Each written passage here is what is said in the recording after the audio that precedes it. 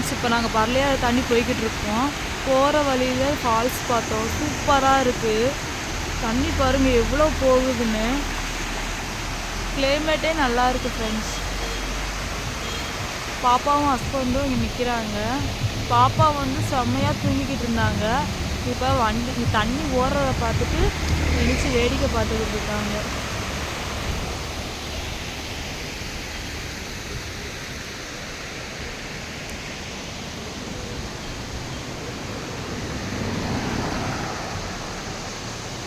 அங்கங்கே தண்ணி வந்துக்கிட்டு இருக்கு ஃப்ரெண்ட்ஸ்.